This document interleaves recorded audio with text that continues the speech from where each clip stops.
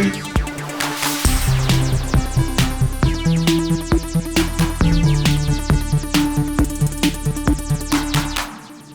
everyone, welcome to GameFace, episode 243 on SIFTD Games at SIFTD.net. I'm Shane Satterfield, the founder of SIFTD, and we have a very special stream for you guys today.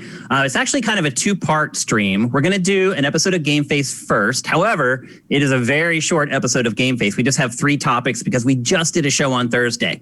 And then we're going to take a break. We're going to dip to black, and it'll take us a minute or two to set up for the SIFTD video game fantasy draft for 2021. Not only that, we will be launching the SIFTD Fantasy Challenge today, live on the site. That's at 2 p.m. Pacific, 5 p.m. Eastern. So right around the time we're wrapping up GameFace 243 and getting ready for our draft, the SIFTD Fantasy Challenge will be live for you guys to take part in. Now, I will say this. Don't leave the stream and go make your picks. Wait and listen to Matt and I discuss this stuff because it was a very, very interesting draft that Matt and I have done. And I think you're going to want to hear our discussion before you decide to make your picks. But anyway, first off, we're going to do an episode of GameFace. As I said, Matt Kyle is alongside me. What's going on, Matt? Not much. It's good to have something to look forward to tomorrow. Yeah. The adults taking over finally. Yeah. Taking away the kid's credit card finally. Taking the keys back. Yeah. Yeah, it'll be nice. I'll sleep very well tonight, knowing that the world is going to get back to normal tomorrow. But we're never going to get that seat back in the way we had it, though. That's probably for sure.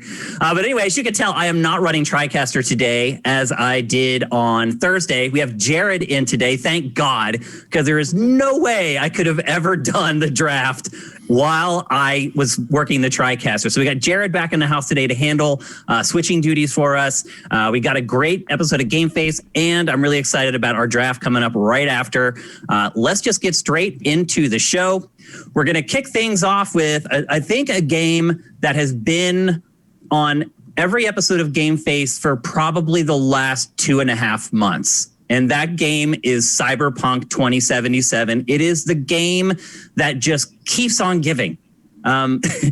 First, it kept giving because it looked awesome. Then the game came out, and since then, it has just been one story after another. And really the big development this week was that Bloomberg's Jason Schreier, who we have a lot of admiration for, he does some of the best reporting in the games industry. He published a story about pretty much the whole Cyberpunk 2077 story. What most people focused on, though, were what happened after launch and what the developers felt as they were working on the game. But really, the article just goes all the way back to the beginning. Huge revelations in this, I think, for a lot of people. Before I ask you how you were surprised by it, I'm just going to kind of supply the crib notes version, kind of the big bullet points from the article. Probably the one that hit me the hardest was that development of the game did not start in earnest until 2016. We were under the impression that this game at least had like a team working on it, working on like pre-pro for many years before that, because they had announced the game 8 years ago.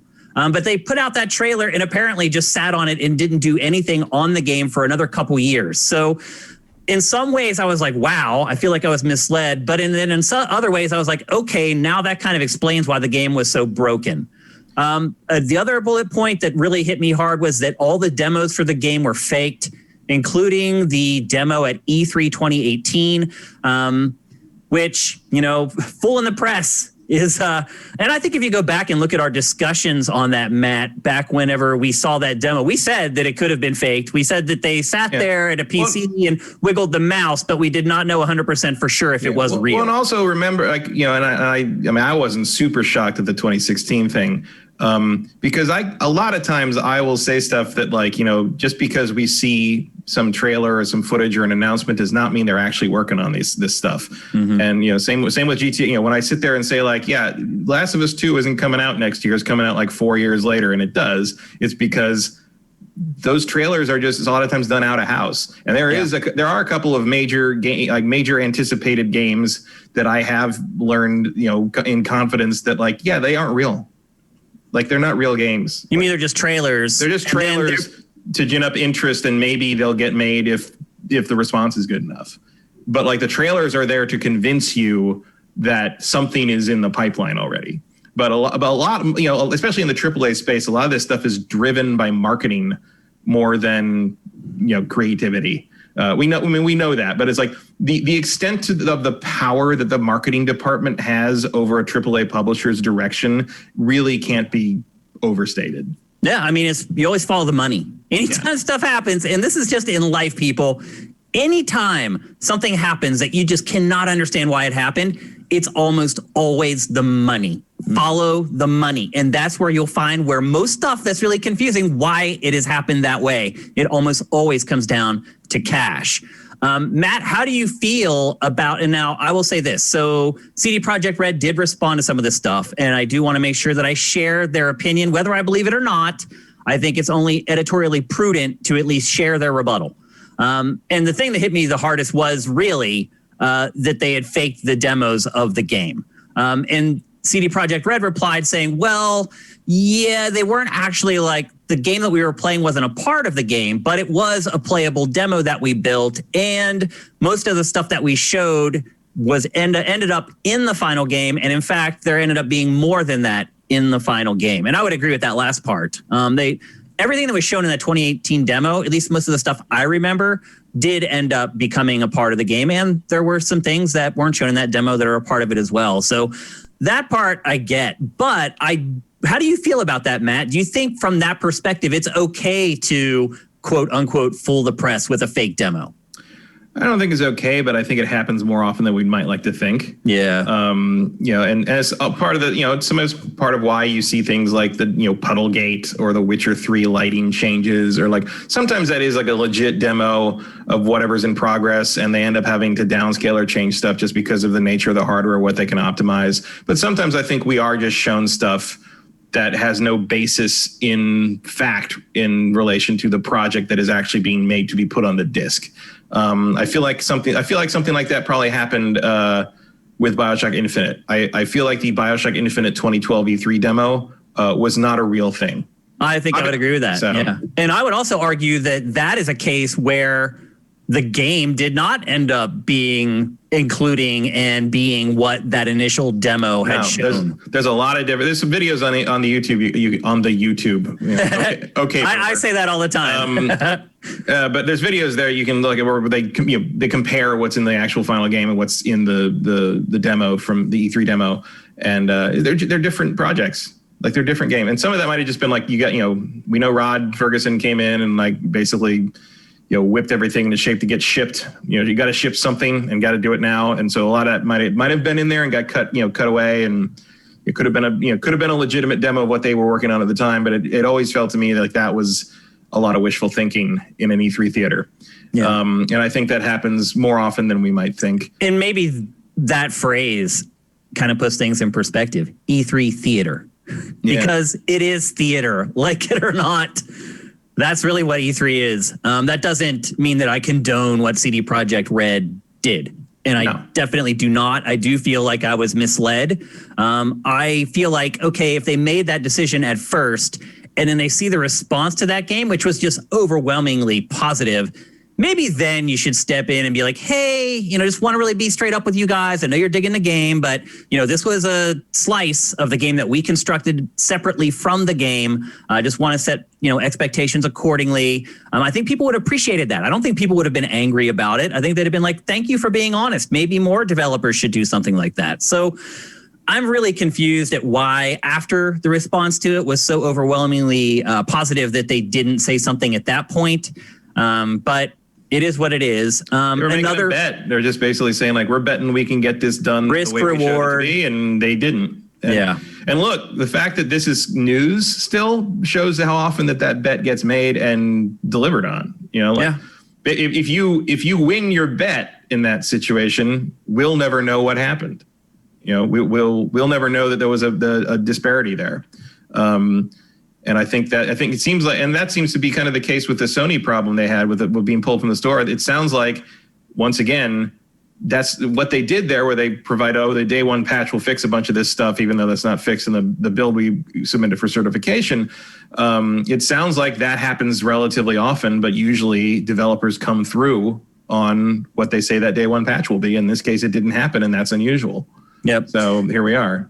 And then the biggest point of contention for the game, for us and for our audience in general, is just how broken the game was. And a lot of people are like, how did CD Projekt Red not know that this game was so busted before it released it? Well, the answer is it did know. Jason Schreier's report, he talked to, I think it was 20... Yeah, 20 something QA people. Yeah, 20 current or former employees who had worked on the game. And they all said that everybody knew that the game was a mess. QA always knows. Like it doesn't even games that are not bug-ridden, the most solid games in the world. If you find a weird little bug in there in like some game that was released rock solid, if you talk to a QA person who worked on that game, they know that bug is there. Oh, yeah. They know. Well, then CD Projekt Red's response to that, instead of saying, no, we thought it was good. It looked good to me. I played it and it was okay, or making up some excuse like, oh, we certified the wrong version or whatever. He basically just said, you talked to 20 people out of 500. That was his excuse for it. Which, and I mean, that's like backwards logic, because like if you're talking to such a small sample size should make you more likely to run into people that don't exactly know all 20 of them should not have the same story. Every single person, 20, you pick 20 random out of 500, you should at least have 2 or 3 that didn't know about all those bugs and those problems, but everyone did. You were a random sampling, like shows that like everybody knew. That means it was. And also, you think QA people don't talk to each other? Like that's QA teams are very tight knit usually. Well, then he went on to brag that after the game was released and the reviews came out and everybody knew that it was buggy, they still sold another 5 million copies, and he was proud of that. He's like, well, you're basically blowing it out of proportion because most people don't care, obviously, because another 5 million people bought it after everyone told him it was a buggy piece of whatever. So part of that, I think, is because like we hear like games are full of bugs or like, but the number of times we read about people saying that on the internet or whatever, and then you play the game and it really is that buggy. That's like once a year, once a generation. Like the only comparison I have for this game would be like New Vegas, where like it really didn't work very well on the 360. Certain platforms, at launch, and it's just I wasn't ready. I knew there would be bugs in this game. That's just how CD Projekt rolls. But I wasn't ready for how bad, even on the next gen systems. And then like you see the footage from the vanilla last gen systems, and it's just like, this is not. I mean, it's unconscionable that they would release those versions. It just is. There's no excuse for it. The fact that CD Projekt Red is trying to defend itself at all from this report, to me, is disgusting. And kind of throwing the QA people under the bus. Yeah, this is the time to be contrite. This is finally your moment where you're like, man, we screwed up. Yeah. Like, this was your chance. Like, it's all laid out on the table now. Jason Schreier did his report. He's going to find everything. So it's out there now. Everybody knows everything that happened. Nothing worse can happen now except for you making a mistake in how you message it. And that's exactly what CD Projekt Red did. They just doubled down and dug themselves a bigger hole. So my question is, what kind of damage has been done to CD Projekt Red? Can it be fixed? Will people forget about it when the next Witcher game rolls out? I know this, CD Projekt Red's fans were insane, like literally like psycho insane. I don't know if those people even have turned on the studio at this point. I don't know, but what do you think? I wish I had a parallel. I wish I had a parallel to like something where things were clearly one way and crazy one way, and there's people that were such fans of it they refused to admit that the crazy thing was really happening. Anyway, I don't know. Like I mean, I feel like most people I know, most rational people that play games, like, we do have a tendency as gamers to sort of have a short memory when it comes to things we're excited about. But I know even me, speaking as a giant Witcher fan, as a CD Projekt fan, as someone who, there's a shelf you can't see on camera, but this shelf right here, it's just Witcher stuff. Like I collect Witcher everything. I have Witcher stuff in the other room. I have framed art of it. I'm going to look real. I mean, probably I'll play it at launch because of this show. But like the next Witcher game, like if I was just like a private consumer, I would be waiting like a month on that shit. I'd be like, no, I'm not buying that at launch. I'm waiting to see what people say about it. I'm waiting to see what Jim Sterling has to say about it. Like, frankly, like I don't wait for Jim Sterling's opinion on a lot of things. But on that one, like I kind of like to know what Jim thinks. But Yeah, I think you're going to have a lot more caution around their next project. You're going to have, a lot of skepticism, and the Twitter conversation doesn't necessarily define what mainstream sales will be. But like when they put their next trailer up for whatever the next project is, like it's the replies are just going to be skepticism from top to bottom. It's just gonna be like, oh, when are you gonna actually work on it though? It's like it writes itself. And you're right. Like the only response here is we got caught. Contrition. Like, yeah. We fucked up. Like there is no other answer to this. And like, I don't know what you think you're doing by saying literally anything else. You're done. We got you. Like Schreier nailed you. Like we know. Yeah. Once that report's out, that's it. No one's gonna believe you if you lie. We've played the game. Yeah. Like what? Like what? So Sony pulled the fucking game off their store. Like, what do you need? Your parallel was pretty accurate, man. You're right. It's like CD Projekt Red thinks that it can live in this alternate universe of alternative facts, and no one is gonna care. Yeah. And they're like, if we just say it enough. And enough of our fans listen to us, they'll believe it, and we'll be off the hook. So repeat the big lie, and you get them to buy one big lie, and every other big lie is easier. After makes that. It easier, but it doesn't look like it's working here. Yeah, it does seem. Although I don't know, based upon what CD Projekt Red said, it doesn't sound like many people returned the game, Matt. Mm-hmm. Their rebuttal, they were like, you know what? People don't think it's as broken as you guys do because they're not returning the game. Well, no, I don't. I know they said that, but I think they're wrong. I think I didn't return my copy of the game. And the reason I didn't either, because I assume they're going to fix it. But still, people aren't returning it, which is how you really hurt CD Projekt Red. But if June rolls around and I still haven't gotten any of those patches up, I'm going to start making some questions. Like, probably too late to refund it by then. But I've stopped playing it. Like I'm waiting for it to be fixed before I go back to it. I don't feel like and they've in their track record with The Witcher 1 did not launch in tremendous shape. It was a great game when it first. Neither did The Witcher 3, to be honest. And they put out the enhanced editions of the first two games, and they did a lot of patches and stuff. And the DLC on Witcher 3 was great. Like. They have a history of eventually making good, or at least making the game they put out into the game you wanted it to be after about 6 months or to a year of patching and further work.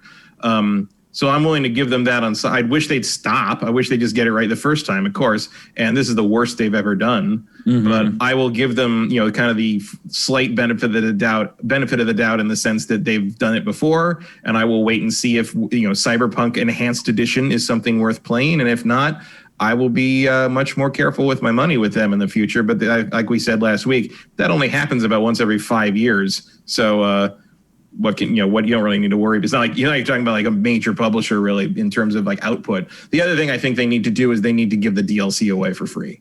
I would agree with that. They need to make goods. They have to do them. And look, I finished it, so I'm not going back until it's fixed and they release the DLC and the multiplayer. New content. Yeah. For me, I finished the campaign. I finished pretty much all the side missions I cared to finish. So I'm good. I'm done with that game until they release new content. The other thing I would say is like, maybe look real hard at whether it's worth finishing that multiplayer mode. Yeah. It might be better to just move on from this. Yeah. Imagine the multiplayer mode if they couldn't get the campaign tightened up the way they needed to. Nox Etermitis, and I know I mispronounced that wrong, says they're still going to give it Game of the Year at the awards this year. You think so? Oh, like the Game Awards? Yeah. I don't think so. I don't either. I think other things will come out by then. I think there's a strong chance. We'll get into this in the draft, but I feel like there's a strong chance a couple of things that will make everybody forget all about Cyberpunk, especially the journalists who are voting for it. When the time comes, like there's some heavy hitters coming, I think, and as long as those don't slip. For the game to win Game of the Year, it would be such a stain. Yeah, you might get like I don't know. The award that like No Man's Sky got this year, like best support or whatever that was, like ongoing game or whatever. But it's not going to win like best RPG. Like this past year, it was a really weak year for RPGs. Next year, not the case. So it's not going to win that. So I'll tell you straight up, like assuming it makes it this year, best RPG is Baldur's Gate 3. Oh, really? That's what's going to win from my experience with the easy access, early access, easy allies. Just my experience with the early access, like if they continue on the trend that they're on with that game when they finish it, when it comes out the final version, that is going to be one of the best RPGs I've played in my entire life. Like, I love what I played of that game so far. Wow. And we'll get into that. Some big words, man. We'll get into that. I think they nailed the D&D 5e system that makes me very excited to hear. I have not played it, so I think it's phenomenal. I like in terms of like being an early access build, it's still pretty buggy and crashes all the time. But like it's already more stable than Cyberpunk. So it's a year. They came out, it was a year out. That's great to hear. I am very, very bullish on the Baldur's Gate 3 thing, and I think it's going to be so good that people forget all about Cyberpunk as an RPG. Okay, to kind of wrap up this topic, Matt, what do you think the long-term damage will be to CD Projekt Red? Do you expect the next Witcher game to not sell as well, or do you think it's going to all be forgotten? I think the next Witcher game will sell just fine. And in fact, I think it might sell a little better because you'll have new Witcher fans off the back of the Netflix series, which will probably be have finished by then. But maybe over by the time we get another game. Either that or it's going to be in like season 6. Yeah. Henry Cavill's going to be like almost 50 playing a Witcher. But I don't know. Like I think people will approach them more skeptically. There will be true believers, obviously, but the skepticism will be a little more up there. I think the press will be less likely to hype the game blindly the way they did with Cyberpunk and be willing to be like, well, we saw what happened with Cyberpunk, so hopefully da-da-da-da-da. I mean, that's a good point. How is the press going to react to CD Projekt Red's games going forward? Do you think that they will be cautious and more guarded and maybe not as to praise its projects? There will be no chance that pure previews or whatever their next big game will not constantly bring up Cyberpunk.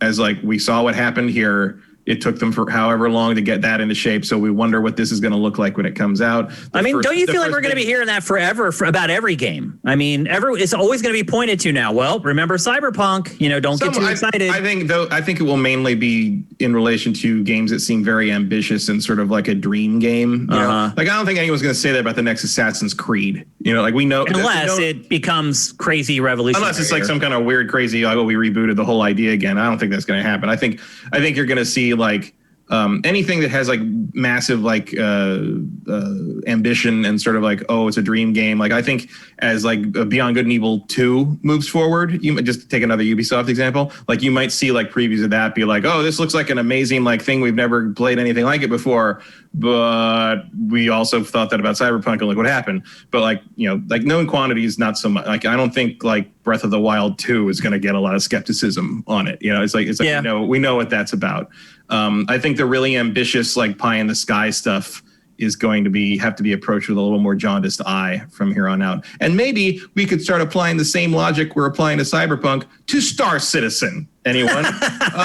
Just saying. You want to talk about the grift? It is a big freaking grift. Like, I don't think. I mean, obviously, that's not a scam by definition of the word. I mean, there's a game, there's an alpha-ish thing you can play, but I backed that game 9 years ago, and like, I'm sorry, Matt.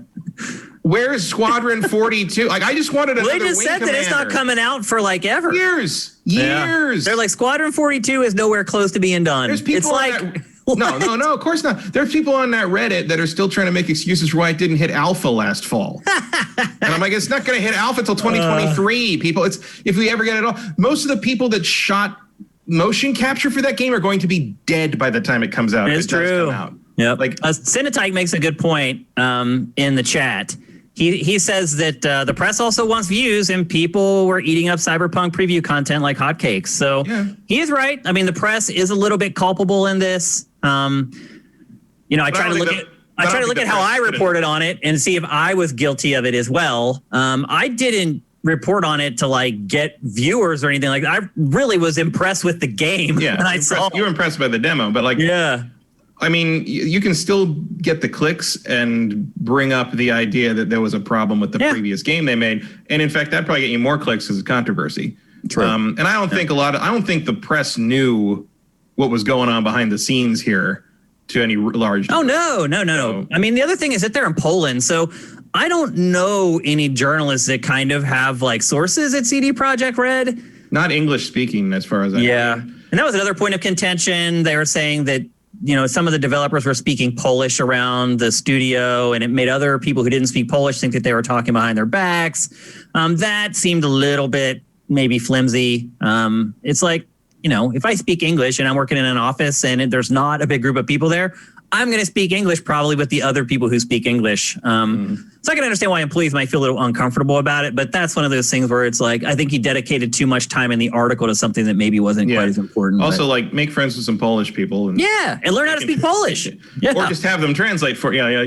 Make some allies that speak the local language. Anyone who's played an RPG knows that. Yeah, absolutely. So look, we're trying to give CD Projekt Red a fair shake here. We always do that on GameFace. But the bottom line is they released a broken game, and they knew they were going to release a broken game, and that is inexcusable. So I personally do think there's going to be damage to CD Projekt Red. I don't think it's going to be massive or maybe even all that significant because it takes the studio so long to release another game. But I think we're not going to see the next Witcher game for, I'm guessing, 3 or 4 years. By then, a lot of people are going to be like, well, I don't really remember that. We've probably got like one more CD Projekt Red game on the next gen, on these current PS5. And it'll probably be towards the end of the gen when we get the next Witcher game. We'll probably have the updated systems by then. It could be even a bridge game at that point. The next one may not work on the systems we have now. Although I'll tell you, Matt, I think this generation is going to last like 10 years. That would be nice. I just think it is. The law of diminishing returns, it just gets worse and worse. Like one of the questions on Pactor Factor this week was, did they bail on the PS4 and the Xbox One too early? And I think if you look at it, they kind of did. Like they absolutely did. But they started underpowered, as you've brought up many times. And I do agree with that. But there is still more headroom for those systems. Yeah, but I mean, once you got the X and the Pro, I think you resolved a lot of those problems. And I mean, when I first got my 4K TV and I was showing off some games to my some friends that didn't really pay attention to game stuff, and that was like 2017, early 2018. And like I showed them Witcher 3 on to keep it in the CD Projekt Red world. I showed them like Witcher 3 and Horizon and Battlefront 2 and stuff on both. And like every single one of them were just like, why are they making new systems? Like this still looks amazing. Like they're like, I'd be happy with this for years yet, and it's just going to get better. And then I know the frame rate is takes hits once in a while in some of these games, but like if you can do Last of Us Part 2 on that hardware, why are you selling me a $500 system this year? Because let's be honest, Matt, none of the third parties have hit that level. No. Not even close. You look at Ghost of Tsushima. No third parties even in the same league as that game. So they're all the bulk of the developers who are making games for those two systems, they aren't even close to like maxing them out yet. So there was definitely some headroom. I'm glad that the PS5 and the Series X is here because I love them. But I do think that there was maybe a little more juice to squeeze out of them. And you could have gone another year, I think. Yeah. And also I think seeing the jump, or in some people's perspective, the lack thereof from PS4 to PS5 and Xbox One, Xbox Series X, like, that's why I think this cycle is going to be 10 years, Matt, because it's going to get smaller and smaller as it goes. And so I just think that they're going to stick with these longer. I think they're going to be able to get a lot of headroom out of these systems as well as they learn to write to the metal. And so I just think that ultimately this generation is going to last a long, long time. Yeah. And I do wonder, like, as I play the new systems, like, I noticed the differences in part because of I recognize the HDR on some of the, the old games, the backwards compatible stuff, and they run better and everything loads way faster. But like, I recognize that in part because I spent so much time playing stuff on the old systems. Yeah. And I wonder if someone who just plays more casually is going to play on the new systems and notice all that as much as I would. Probably not. Casual folks, probably not. Yeah, and in turn be like, I paid $500 and it still kind of looks the same except for Miles Morales and Demon's Souls. Pactor doesn't even have a 4K TV yet, believe it or not. And he has really no interest in upgrading to 4K at all. He can't see the difference. Yeah, he's just like... He has a boat. Just I know. 4K TV. It's not. That's my point, though. It's not about money. It's with him. He's like, he doesn't want to waste money because he feels like it's a waste of money. He's like, I can't see the difference. I go into the stores. He's like, until TV. And I don't want to waste money, says man who has a. I know. Come on. I know.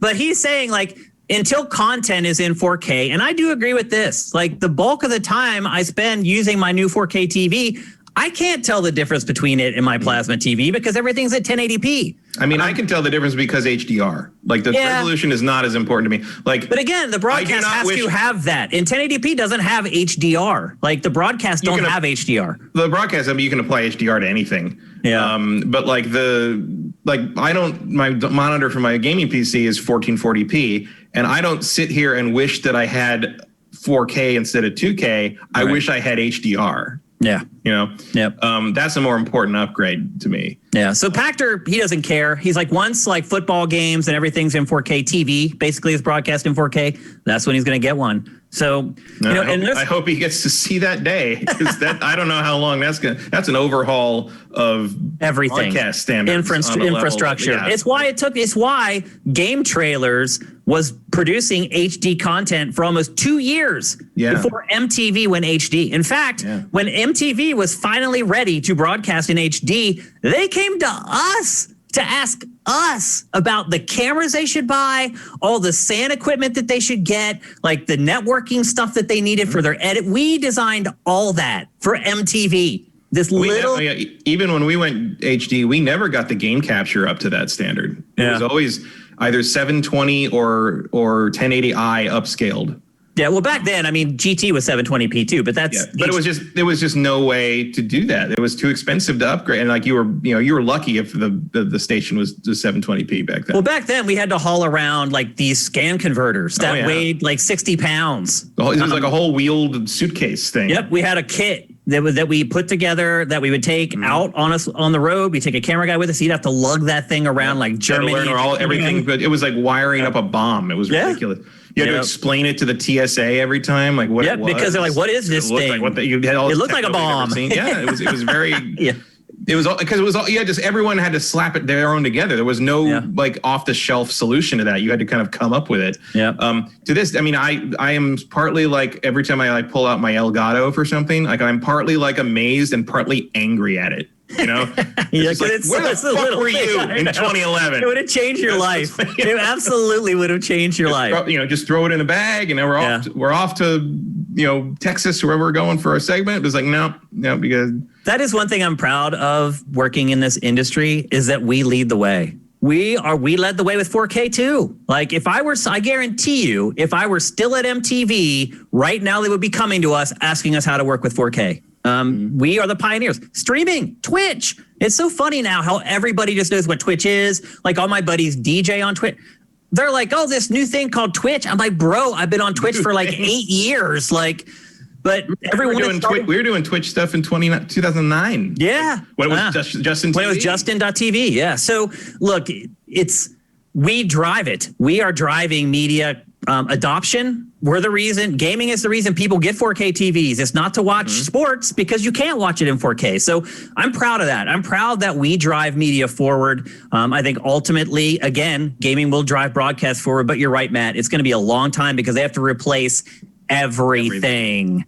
The outlay, the capital expenditures are insane. So after COVID, now it's just delayed another year. So and the people laying out the money for that at like the networks are like, we just finished paying to get everything HD. Yeah. Now you want to make everything more. We just paid off all that 1080p gear.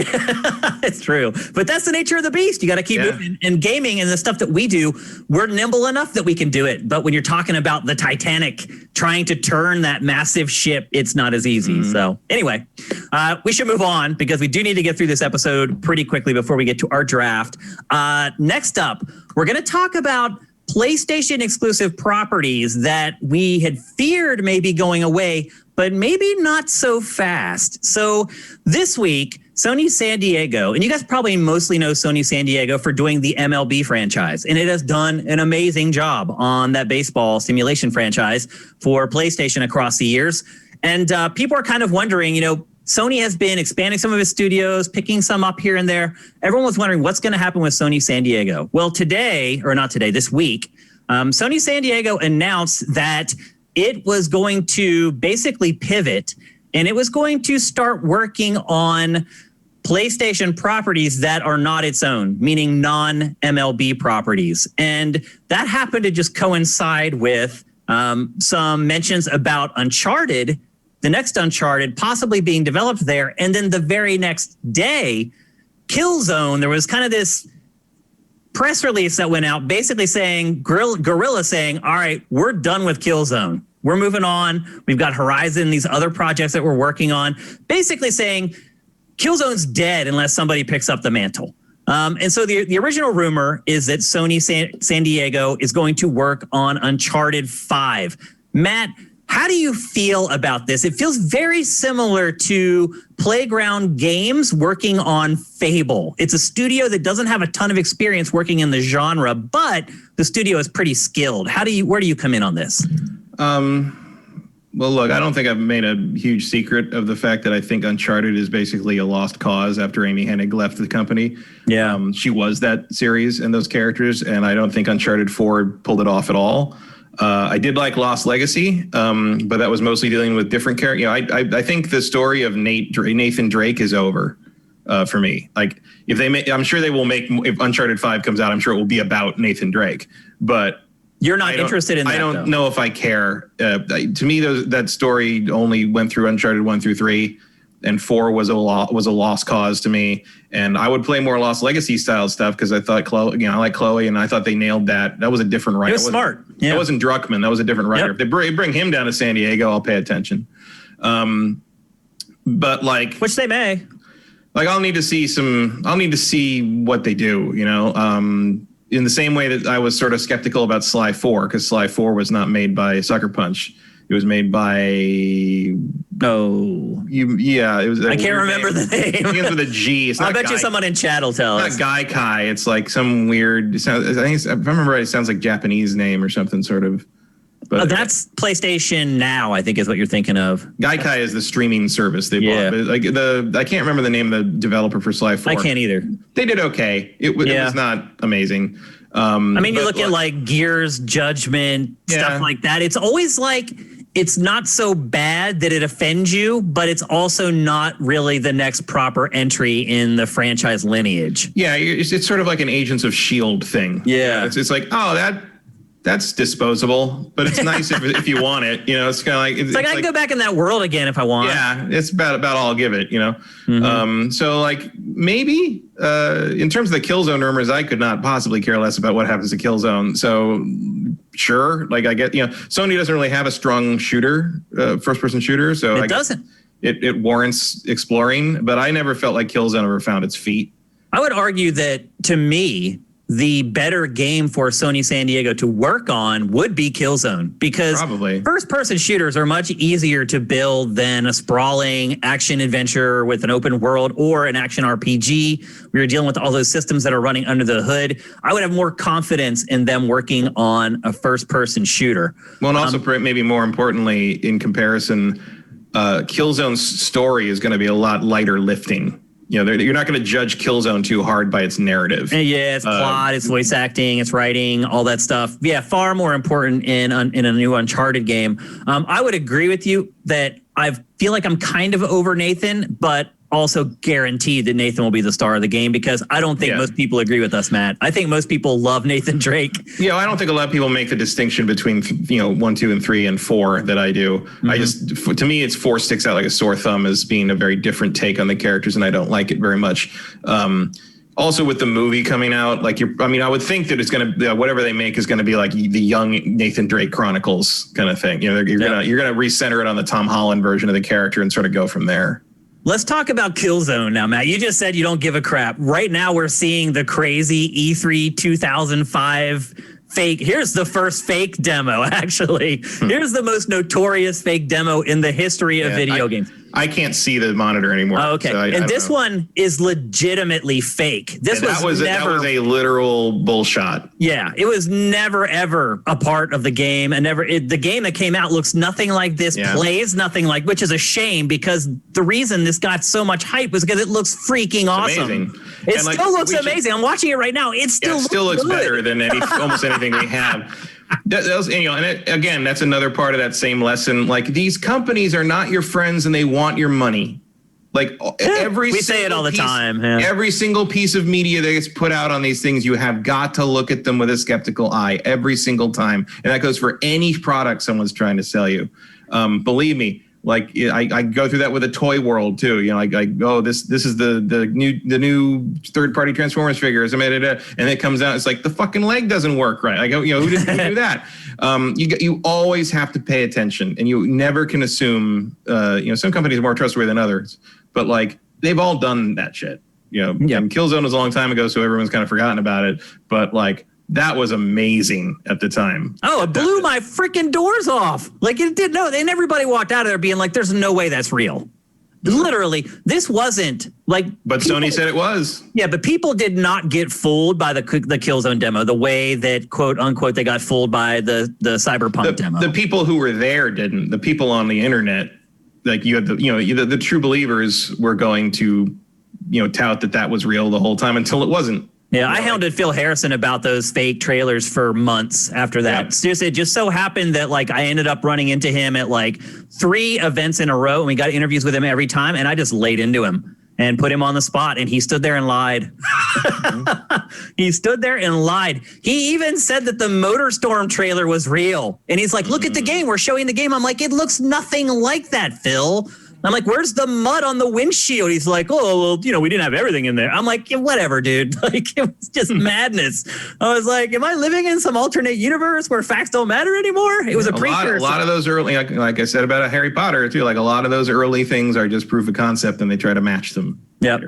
Now, I will definitely disagree on Killzone as far as your perspective. Like, I do care if it comes back. I thought Killzone on the PlayStation 3 was the best exclusive shooter on PlayStation 3. It has one thing I'll say about Killzone. Think of the other ones. Well, there were the Resistance games, and there was like 3 of those. And I like Resistance 2 better than any of the Killzones. Really? Yeah. What I liked about Killzone is that it felt different to play from every other shooter. It didn't feel like Battlefield. It didn't feel like Call of Duty. It didn't feel like some crazy sci-fi. Like the characters had like a lot of weight to them, and they weren't very fast. So it was a little more strategic and a little less Twitch dependent. Yeah, but I just don't. None of it hooked me. The world didn't hook me because I'd agree with that. I'm not a multiplayer person, so you're basically riding on the campaign for me. Yeah, I can see that. And I just didn't care. But you're right. I mean, you're right. It was weighty and it felt very grounded and concrete, and it did have a unique feel. That's for sure. I just didn't care for it very much. I do think, from what little I played of the multiplayer special in Killzone 3, the weird little tweet sound when you got a headshot, that was very satisfying. It was, yeah. I forgot about that, but you remembered it. That's funny. So I did enjoy that Killzone. I agree with you. The campaign was not great, but it wasn't as bad as Killzone Shadowfall. No, I mean, we learned how far you could fall. Yeah. For me, Resistance was always a more interesting world and a more. I mean, Resistance's quality varied wildly from game to game because they kind of reinvented that wheel every time with all 3 of those games. But and again, very campaign oriented for me, and so I thought the campaign of Resistance 2 was the most compelling, probably the most compelling exclusive shooter on the PS3, unless I'm forgetting another series that I can't think of. I don't think so. Weird to think how many of their teams were focused on making shooters, even just off that. Like the idea that Insomniac would not only make a shooter, but 3 of them in the same. They wanted that COD money, man. Everyone's been chasing it for decades now. It's like everyone's trying to crack that nut. How do we make a shooter that we can sell 15 million copies of every year? And that's not even what Call of Duty. Call of Duty does like double that. Like they just want half. And like also like feel free to put the Killzones and the Resistances on PlayStation again. Like I feel like why not? We should liberate them from PS3, please. What I was getting at though is that because of Killzone Shadowfall, its lack of quality. I mean, it was really to me just a tech demo for PlayStation 4. They needed something that really showed off what it could do at launch, and they're like, "Can you get something together, Guerrilla?" Sure. Because of how that was handled. Can we make that game we want to make after that? Right. Exactly, though. I mean, that's pretty much what happened, right? What happened, yeah. Yeah. So to me, like, I won't lose any sleep if Guerrilla loses Killzone. To me, it showed. I don't think Guerrilla will lose any sleep. Yeah. Like, it shows that it doesn't care about it by the last release. So honestly, send it to somebody else who maybe has a fresh look, fresh eyes on it, and see what they can do with it. So I'm totally cool with Sony San Diego jumping on that project. And we'll just cross our fingers and hope something good comes out of it. And the same with Uncharted. I don't have much faith that a studio like theirs can handle an Uncharted game. Because the other part about Uncharted, Matt, is that there's this expectation on a technical level. Uncharted is one of those games that you get it, and maybe you're not like a big Indiana Jones fan and you don't care about the plot or whatever. It's like a technical marvel. It generally represents like the very best of whatever is happening at that moment in gaming as far as visuals are concerned. So like even with my dislike of 4, like even there, stunner. you still, if you're not willing, if you're going to tackle Uncharted, you better be ready to step up to the Naughty Dog level. Yeah. Or don't bother. Yeah. And so that does worry me as well, which again makes me think that Killzone is the smarter project for Sony. Killzone's a safer bet. And they're never going to tackle the Sony IP that I want them to do, which is Colony Wars. No, that's never coming back. No, unless the sequel to Star Wars Squadrons really blows up. No. We're never seeing that. I do think this is a boon for Sony, Matt, to have another studio under your wing creating exclusive games with your IP. It just guarantees another 2 to 3 games every 2 to 3 years coming exclusively to your system. Yeah. So, and I'd like to see them go back to maybe some IP that have been left behind, like Sly. Like clearly Sucker Punch is done with that. You could maybe whip out a new Infamous at some point. Yeah. Like that feels like there's potential that was not fully tapped. Yeah, because there are a lot of studios under Sony's wing that have really good IP that either have moved on from it or are probably ready to move on from it. Infamous, I think, is probably a great example of that. Like, I just don't see them making another one. So, queue it up with Sony San Diego and get cracking. So if that studio can bring us new entries and franchises we wouldn't have got otherwise, I think no matter what, it's a win. Yeah. So. Yeah. All right. Let's move on to our last topic of GameFace 243. I told you guys it was going to be a short episode. We got to get this awesome draft in. And we're going to talk about the legendary, the infamous Tomonobu Itagaki returning to video games. You guys may be wondering where he has gone. And for those of you who don't know who he is the guy who created Ninja Gaiden. He created the Dead or Alive fighting franchise. He did the reboot of Ninja Gaiden. Yeah. The Ninja Gaiden the original Ninja Gaiden is from the 80s. You mean like you're talking about the 2D versions. Yeah. He handled the 3D version of Ninja Gaiden, which became, a Game of the Year candidate. To me, still one of the best hack and slash games that I've ever played. And then he worked still holds up. It's on Series X backwards compatibility. It will always hold up, Matt, because of the combat. Like $5. Go ahead. Because of the combat. Again, why I'm a gameplay first guy, because when it's all said and done, what holds up more than anything is how I will still say, they're doing the upscaling and it still looks good. Yeah. Like it still looks good. Yeah. The camera, perfect camera not included, as you said in the old review. Yeah. But it still looks great for what it is. And it still plays great. Yeah. So he, obviously, that was one of his big projects. And then Ninja Gaiden 2, which wasn't as good. And then he left after Ninja Gaiden 2. And then he did a lot of Dead or Alives. And then he did a bunch of Dead or Alives, which is the skimpy fighting game. I was gathering B-roll for that today. I had forgotten what that game was like. I was like, wow, there's a lot of jiggle in this game.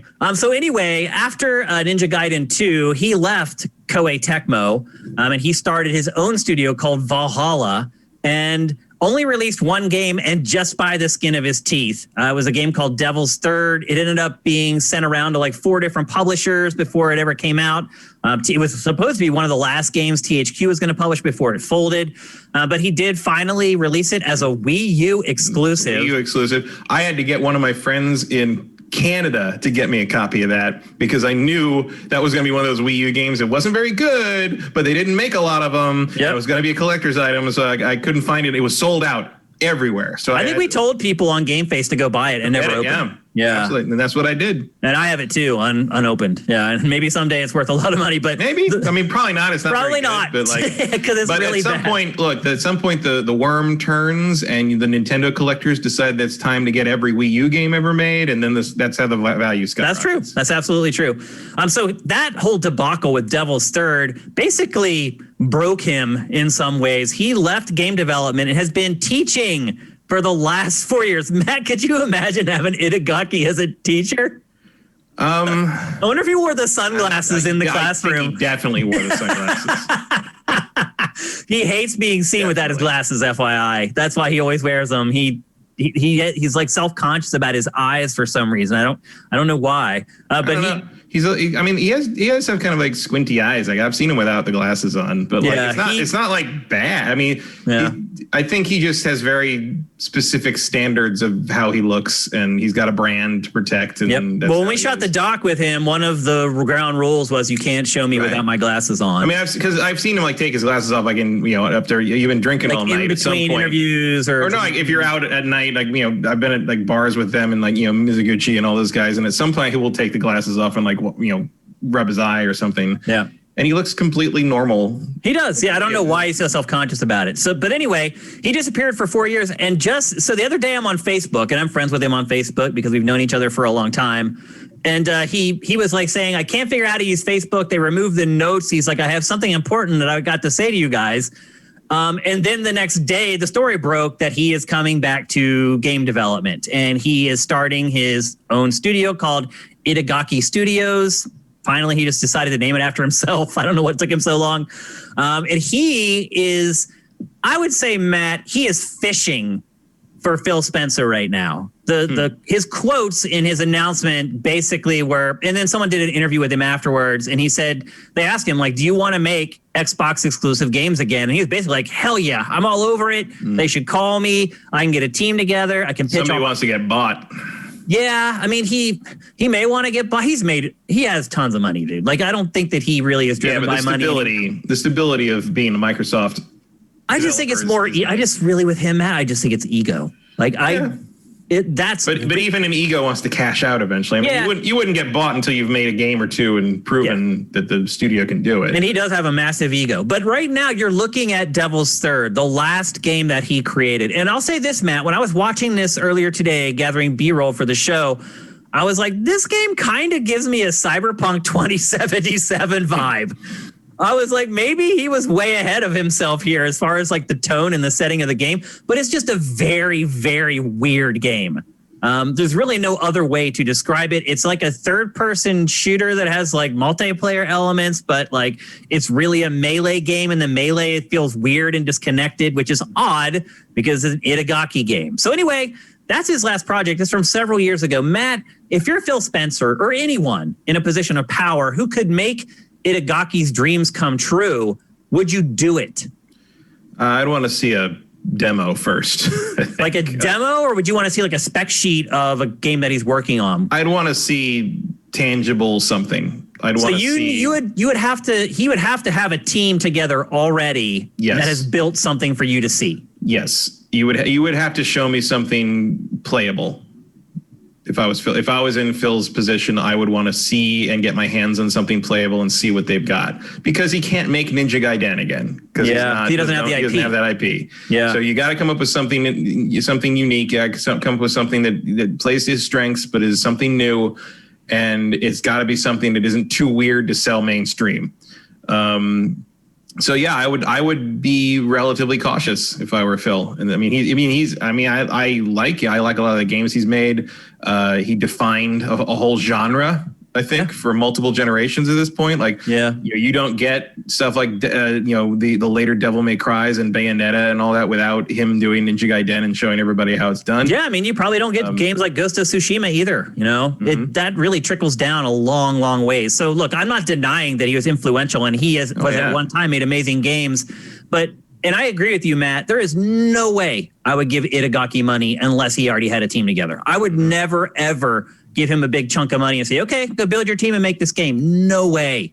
Having been and spent a big chunk of time with Team Ninja towards the end of his tenure, like basically the vibe I got there was that like the older guys worshipped him and the younger guys wished that Hayashi-san was the boss.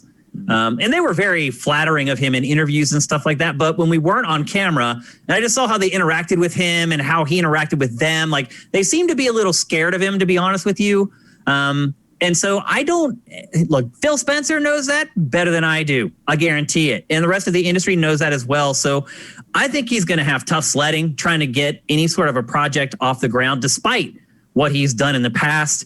I think his reputation precedes him a little bit as far as what he's good like. And bad. Right. As far as who he is who he's like to work for. And then, I mean, his reputation at this point is Devil's Third. So, somebody did that last time. He went to them with this idea for Devil's Third. They were like, you're Itagaki. Hot damn, yeah. Like, we'll make a game with you. Here's a bunch of money. And then 4 years later, 3 publishers later, 3 of which filed for bankruptcy, the game comes out as a piece of trash. So I don't know. I think it's going to be tough sledding for Itagaki. I feel bad because I would be more willing to fund Kojima's next game. Oh, yeah. Oh, way quicker. As much as I didn't like Death Stranding. Death Stranding was no Devil's Third. Yeah, I mean, Death Stranding was a concept that isn't going to appeal to everybody, but it was very polished. Like, they executed the idea. Yeah, they made the game. And I don't know that Itagaki can necessarily do that anymore because he doesn't have the team anymore. Like I said earlier, the older guys worshipped him. They left with him and went to Valhalla. Kanematsu-san, there's 3 or 4 guys at Team Ninja that had been there since the beginning. They all left with him to go to Valhalla.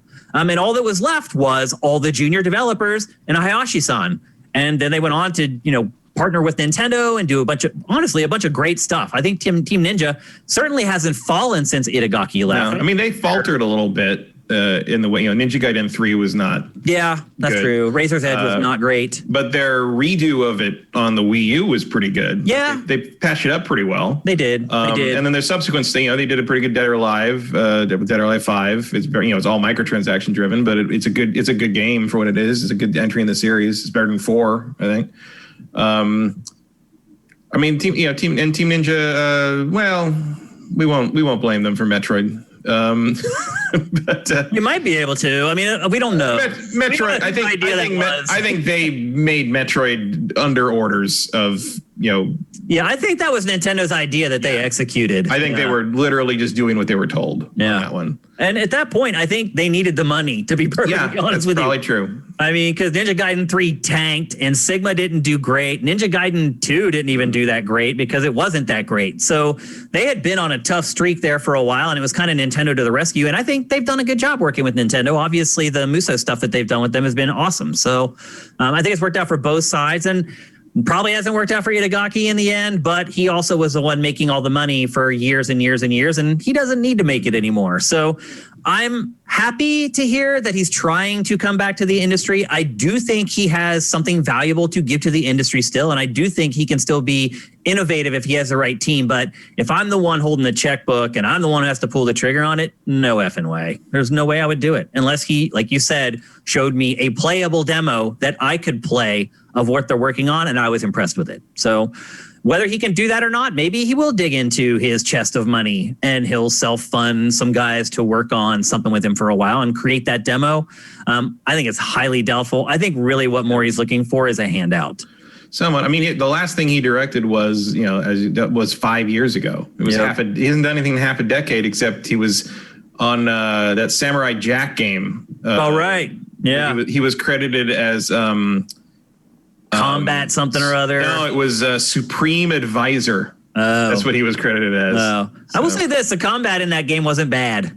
No, the combat That's about the only part of it that wasn't bad. The combat in that game was clearly made by fans of Ninja Gaiden. Yeah. And it worked. I mean, if you haven't played that Samurai Jack game, it's pretty damn good. Yeah, it's surprising, actually. Really barren looking, but the combat feels really good. The combat works. Yep, It's absolutely. solid. Yep. So that's the latest on Itagaki-san. I do wish him well. I know a lot of people are kind of feel like he's a polarizing guy, but I will say this about him. He puts on a front in a lot of ways. Like once you get him away from the office and he's not around like his reports and he doesn't have to kind of put on the boss shoes, he does loosen up and he can be a fun guy. Yeah. I mean, he can be funny as well. Yeah, and he's like he's genuine in a lot of ways. When you get legit. Off camera, what you see is what you get. Yeah, he does not change. When we first when we first met him after the first Ninja Gaiden, and he found out who we were and who you were. I remember he whipped out his phone and he had a compressed video of your Ninja Gaiden 5 out of 5 review on his phone so he could watch it whenever he wanted to feel better about himself. And I'm just like, that is great. Like that. Our work here is done. Yeah, I mean I mean, it shows me something just in the sense that you can project that image publicly, but the fact that he would sit there with us and like kind of admit that, you know, he has his own doubts as well. And he likes to remember that people like what he does. Like, that's a very humanizing thing. And I like that. I always thought that was cool. I like him. A lot of people don't. And a lot of people that worked with him in Japan don't.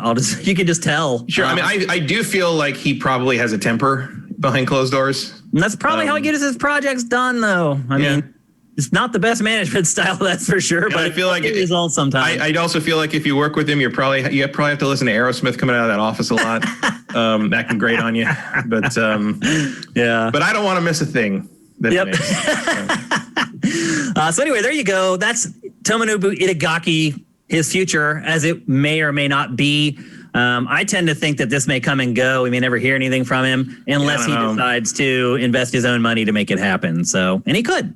So, I mean, Microsoft could do worse than working with him. Like, I don't know, I don't greenlight anything yet, but I would definitely take a look at it. I just feel like you better be sure that you're not walking into another Devil's Third situation. Yep, you have to be careful. THQ got duped. THQ got duped good. They put remember, I mean, you forget, like, you know, like you say, he left after Ninja Gaiden 2. Ninja Gaiden 2 was 2008. I know. It took 7 years to get that game out. Yep. Yeah, because they did Sigma and all this other stuff on the side trying to make money. Mm-hmm. They milked Ninja Gaiden for all. Yeah, but he didn't work on any of that. He Sigma was Hayashi-san. Yeah, he left right after that, and then Devil's Third was 8 years later in 2015. So like, like that's you know, it's not like you know, the closest comparison I guess would probably be Kojima, where he left and 2 years later had a complete game out. You know, like Kojima delivered. Kojima, he did. Yeah. And there's Konami that is just helpless now without him. I mean, it is. No, you're right. Yeah. Helpless without him. Floundering around. Yep, pretty much. Okay, it's time to get some Q&A. Get your questions in now. I'm not sure we're going to do Q&A after the draft, unless you have questions specifically about draft. We're not going to help you make your picks for the challenge, though. But anyway, if you have any general questions about gaming or anything we talked about today, get them into the chat now. We'll answer them. Here's one from Vincent. Going back to Sony San Diego, what's going on with MLB this year? Not only is it supposed to traditionally launch in 2 months and we haven't heard a peep, that was the year it was going to go multi-platform. That's a good point, Vincent. I had forgotten about that Sony had relented and was like, you know what, we're the only baseball game in town. Like, we should be making more money off of this baseball game. It is supposed to be multi-platform. And you're right. Like, when I was researching for this topic for the show, I could find no mention of the new MLB. Like, it's basically just completely disappeared and like ghosted.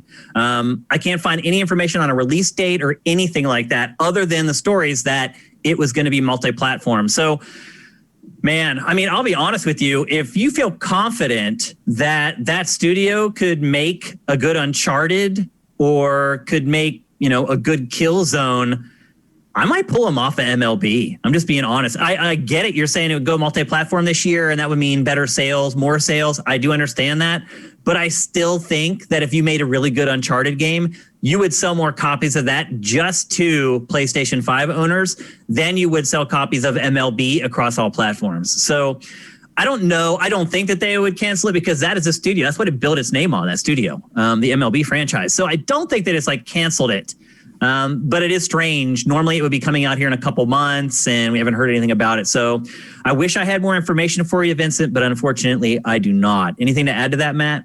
Not really, other than I would be sad to see the show go away just because I do like that series. Yeah. It's one of the only sports series I play regularly. Yep. Surf Spider, thank you for Twitch Prime. And I know I missed a bunch of you guys earlier. Thank you guys. Anyone who subscribed during the show. Axel F, 1986. Mike's Q, thank you for Twitch Prime. You guys are all flipping awesome. We really appreciate it. Next question from Soundboy. What are the chances for a new Mario golf game? I'd say pretty good. Okay. I mean, they're running out of stuff. Yeah, they got to do something. Probably not going to get another Mario Tennis anytime soon. Yeah, I mean, we already got a Mario Tennis. You're starting to figure out at this point what IP is left. And I think that's where your question's coming from. You're like, wait a minute, there aren't many IP left from Nintendo that hasn't been released for Switch. What is there? That's one of them. I would say, yeah. I'd say it's very likely that we're going to get one. I would also say that it's also very likely that they'll announce it and it will be released within 3 months of its announcement. So yeah, that feels like a pretty solid like summer game. Like something they could announce maybe in like a May Direct and like it comes out in July. You know, maybe the and they're great. I love those games. Like I love Hot Shots Golf, and that's basically all it is. It's Hot Shots in the Mushroom Kingdom. And I love arcade style golf games. So I'm all over it. If it has online play, I'm really all over it. Could also be soccer. Yeah. Yeah, we haven't got that yet either. Mario Strikers has been MIA for a while. Who developed that last one? I don't remember. Oh, I should know. It's not Next Level Games, is it? It's one of those small kind of second-party Nintendo studios, but I can't remember which one it was. But anyway, I would count. You're right. Next Level. It was Next Level. Yeah. Okay. Neo JD, what are your pre-launch feelings on the medium? Is this game going to launch on time? It seems like it's been quiet even after the delay. I don't want to talk about it too much because we're going to talk about it in a minute. We're going to talk about it in not too long from now. I would say this: the last round of previews gave me pause. If you look at some of the previews, I wouldn't say they're as negative as previews get, but it has more than the usual amount of caveats. So generally the way previews are done in the gaming industry, in the games journalism industry, is you try to just state the facts about the game. You try not to share too much opinion about it because it's not finished and things can get fixed. And so generally, at least when I'm running editorial, how we would handle previews is it was just the facts. And then we'd use the last paragraph to share a couple maybe concerns that we had about what we played, or maybe something that we felt could be done in a different way, something like that. So you still want it to have some kind of editorial value, but you don't want to short shrift the developers because their product isn't done yet. So that's generally how preview coverage goes. But in the preview coverage for the medium, there are a lot more than just that couple notes in the last paragraph about it. So I really like the concept. This kind of goes back to what Matt was saying when talking about Itagaki, is like, how risky is the concept? This concept's kind of risky, which makes me interested in it. Otherwise, I don't think I would care that much. But the fact that it is kind of innovative, is doing something different with the dual realities thing, I think that gives it a chance. But based upon the previews that I've been reading over the last week or two, I guess I'm setting my expectations down a notch or two. It's the best way to put it. What about you, Matt? How do you feel about it? Are you excited about it? I'm interested. I haven't really paid attention to it recently. It's one of those things where it's like, I don't know, January snuck up on me. Like a couple of times I've been like, oh God, like Christmas was like a month ago. Very weird. You know, I'm like, oh, Hitman's out tomorrow. Like, yeah, who knew? Like, I'm sorry that we weren't able to talk about Hitman on today's episode. I know the review embargo went up today. It is one of the publishers that we do not get early code from, unfortunately. So we're going to have to buy it and play it just like you guys, but we'll talk about it next Tuesday, which segues nicely into the actual end of the show. And I want to say before we go that the show will be every Tuesday going forward. Jared was able to be here today, and he does have Tuesdays open here or there. But as you guys saw last Thursday, if Jared can't be here, I'm just going to run the TriCaster and do the best I can. I want the show to be on Tuesdays, and I want it to be every Tuesday. So going forward, every Tuesday, 1 p.m. Pacific, 4 p.m. Eastern. One last question from Congram before we break and then go to our fantasy draft. His question is, any hopes or thoughts on the Resident Evil showcase on Thursday? Looks like they're Mrs. X, apparent in the recent trailer. Yeah, have you seen this, Matt? Everyone's freaking out about like the vampire queen. The tall woman, yeah. I don't know why.